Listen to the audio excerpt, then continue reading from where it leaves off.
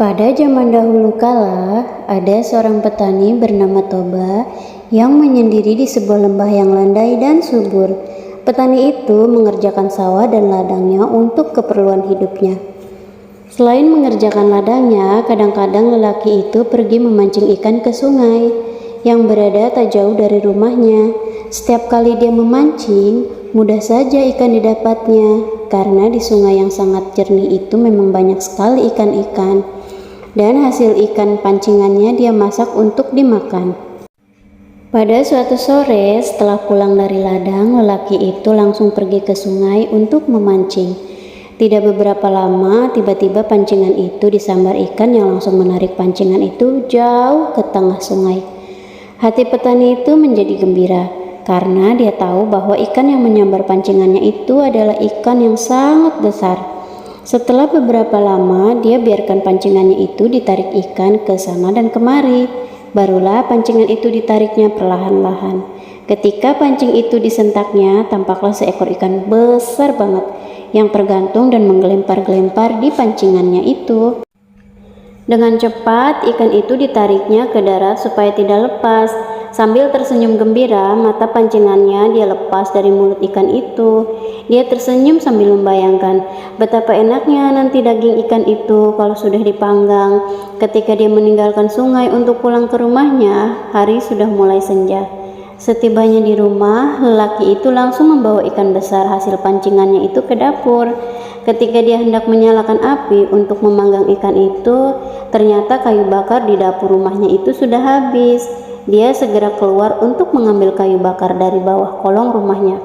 Kemudian, sambil membawa beberapa potong kayu bakar, dia naik kembali ke atas rumah langsung menuju dapur.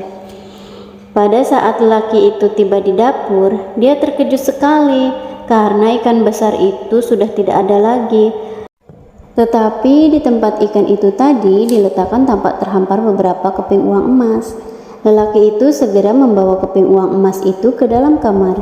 Ketika lelaki itu membuka pintu kamar, tiba-tiba darah tersirap. Di dalam kamar itu berdiri seorang perempuan yang sangat cantik dengan rambut panjang terurai.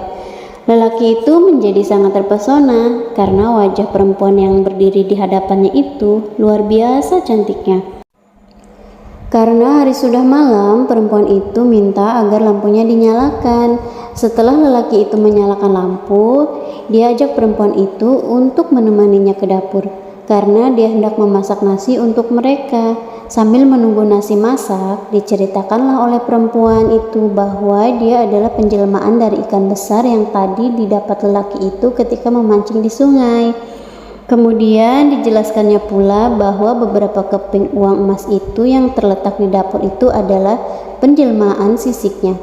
Setelah beberapa minggu, perempuan cantik itu tinggal serumah bersamanya.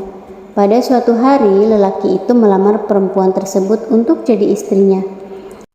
Dan perempuan itu bersedia menerima lamarannya dengan syarat lelaki itu harus bersumpah bahwa seumur hidupnya dia tidak akan pernah mengungkit asal-usul istrinya yang menjelma dari ikan. Setelah lelaki itu bersumpah demikian, kawinlah mereka. Setahun kemudian, mereka dikaruniai seorang anak laki-laki yang mereka beri nama Samosir. Anak itu sangat dimanjakan oleh ibunya, yang mengakibatkan anak itu bertabiat kurang baik dan pemalas. Setelah cukup besar, anak itu disuruh ibunya mengantar nasi setiap hari untuk ayahnya yang bekerja di ladang. Namun, sering dia menolak mengerjakan tugas itu, sehingga terpaksalah ibunya yang mengantarkan nasi ke ladang. Suatu hari, anak itu disuruh ibunya lagi mengantarkan nasi ke ladang untuk ayahnya. Mulanya dia menolak, akan tetapi karena terus dipaksa ibunya, dengan kesal pergilah dia mengantarkan nasi itu. Di tengah jalan, sebagian besar nasi dan lauk-lauknya dia makan. Setibanya di ladang, sisa nasi itu yang hasil tinggal sedikit diberikanlah kepada ayahnya.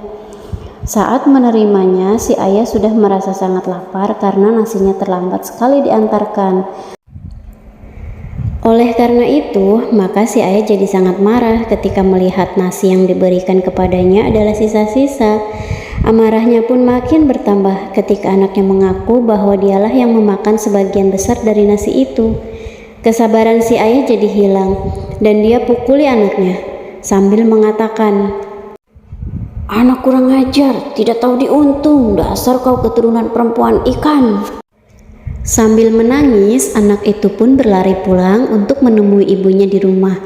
Kepada ibunya dia adukan bahwa dia dipukuli oleh ayahnya dan semua kata-kata cercaan ayahnya kepada dia. Mendengar cerita anaknya itu, si ibu langsung sedih sekali, terutama suaminya sudah melanggar sumpahnya dengan kata-kata cercaan yang dia ucapkan kepada anaknya sendiri. Si ibu menyuruh anaknya agar segera pergi mendaki bukit yang terletak tidak begitu jauh dari rumahnya. Lalu mereka pun memanjat pohon kayu tertinggi yang terdapat di atas bukit itu. Tanpa bertanya lagi, si anak segera melakukan perintahnya ibunya. Dia berlari-lari menuju ke bukit tersebut dan mendakinya. Ketika tampak oleh si ibu anaknya sudah hampir selesai ke puncak pohon itu yang dipanjat di atas bukit, dia pun berlari-lari menuju sungai yang tidak begitu jauh letaknya dari rumah mereka itu. Ketika dia tiba di tepi sungai itu, kilat pun menyambar disertai bunyi guruh yang menggelegar. Sesaat kemudian dia melompat ke dalam sungai dan tiba-tiba berubah menjadi seekor ikan besar. Pada saat yang sama, sungai itu pun banjir besar dan turun pula hujan yang sangat lebat. Beberapa waktu kemudian, air sungai itu meluap-luap kemana-mana dan tergenanglah lembah tempat sungai itu mengalir.